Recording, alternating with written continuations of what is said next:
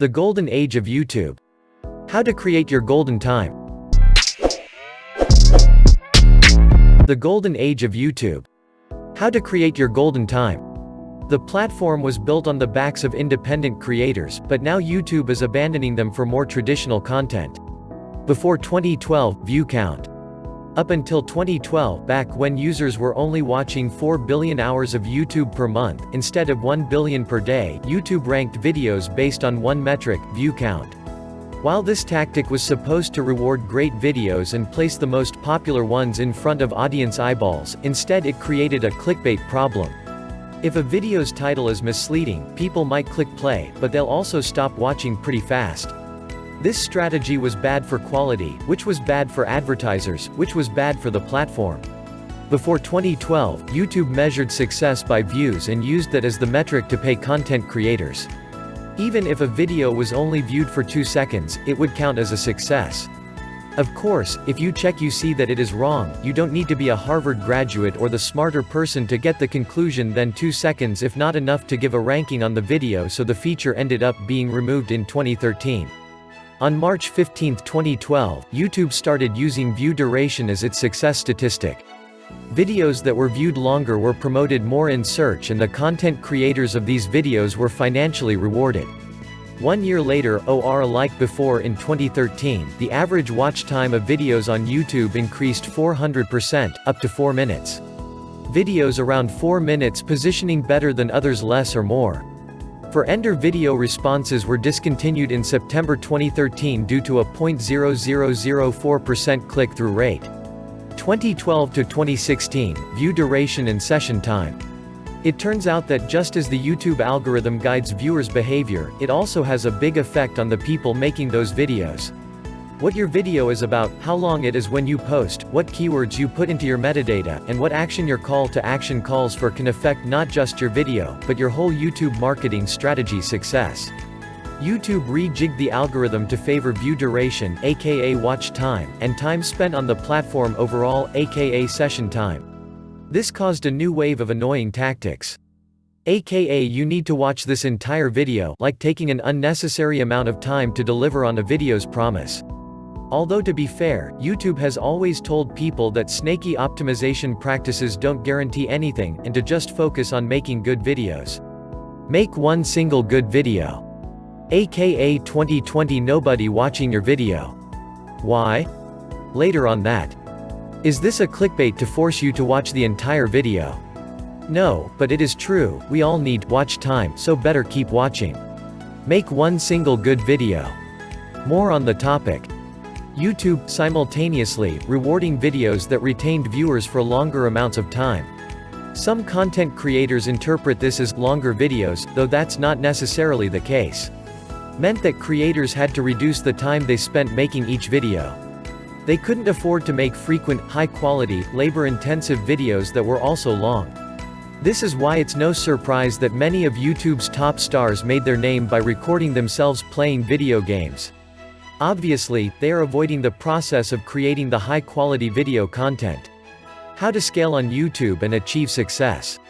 If you've been looking to jump into the world of video marketing and see quick results, here are 3 tips you can use to grow your YouTube channel and easily shoot your content into the spotlight. Instead of wasting your time and going nowhere with general videos that cater to all topics, building your content around a specific topic or keyword can get impressive results much quicker. AKA, of course, if you have visibility. Use keywords to position your videos. Remember how we mentioned that YouTube has the world's second largest search engine on the web? Well, that only means that there are many keywords with respective search volumes and followers that you can tap into. AKA, just if you are a big channel, more on that. Capitalize on every opportunity to engage with your audience. One vital aspect of YouTube's success that many content creators overlook is the power of engagement. How? Going back.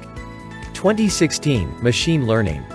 YouTube released a white paper that described the role of deep neural networks and machine learning in its recommendation system. And all was made clear. For more on the topic, deep neural networks for YouTube recommendations http://bit.ly/37zvflh Many companies claim they know the algorithm, and many PPL claim that too. But it is not true. Alphabet keeps everything in secret, nobody knows exactly how it works. And it's not perfect. YouTube has suffered some criticism over the past years going in many different directions. As a result, YouTube continues to make changes, including hiring more human moderators, removing videos flagged by watchdog journalists, and demonetizing offending channels. 2017 Quality. In 2017, YouTube purportedly improved the quality of the news videos popping up, in order to reduce inflammatory religious or supremacist content. 2018 Monetization. In early 2018, YouTube's unpopular monetization policy changed. CNN reported YouTube running ads on channels promoting white supremacy, Nazis, pedophilia, and other fringe content. 2019 Banning borderline content. At the beginning of 2019, YouTube announced that its algorithm will no longer recommend borderline content that could harm or seriously misinform viewers. 2019 Ending COPPA law. The FTC's 2020 COPPA rules have YouTube creators scared. YouTube creators don't have access to kids' data, but may get COPPA fines anyway. It remains to be seen how effective those changes will be at soothing advertisers, but let's look at what we know about how the algorithm works today. How does YouTube algorithm work? YouTube tells us that the goals of YouTube's search and discovery system are twofold: to help viewers find the videos they want to watch, and to maximize long-term viewer engagement and satisfaction. A.K.A Big Lear. The algorithm affects the 6 different places your video can surface on YouTube. A.K.A after ranking. In search results. In the recommended streams. On the YouTube homepage. In trending streams. In channel subscriptions. In notifications. How YouTube determines the algorithm. According to YouTube, the following user behaviors are part of what guides the algorithm's choices. What people watch or don't watch. A.K.A impressions versus plays. How much time people spend watching your video. Watch time, or retention. How quickly a video's popularity snowballs, or doesn't. View velocity, rate of growth. How a new video is. New videos may get extra attention in order to give them a chance to snowball. How often a channel uploads a new video. How much time people spend on the platform. Session time. Likes, dislikes, shares, engagement, not interested, feedback. Ouch. YouTube relies on creators to differentiate itself from streaming services like Netflix and Hulu. It tells creators it wants to promote their original content, and it hosts conferences dedicated to bettering the creator community. Those same creators often feel abandoned and confused about why their videos are buried in search results, don't appear on the trending page, or are being quietly demonetized. All that said, remember the algorithm is complicated, constantly changing, and in many ways, and don't believe everything, just because it is a successful YouTuber. The algorithm is changed constantly. It is a different process for a famous YouTuber versus you and me. We are falling behind, and famous videos, web, and creators are getting more exposed. We are starting from zero, and no matter if we do SEO or not, our video is not getting exposed. So how can we get our momentum, in order to compete with the biggers? That and more in the second part of this miniseries. YouTube's biggest creators have become cultural villains instead of cherished assets.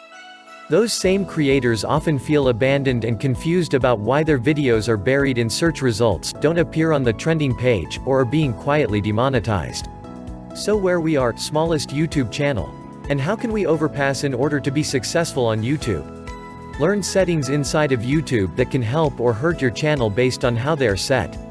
This and more on the next video. Need advice on growing your YouTube channel?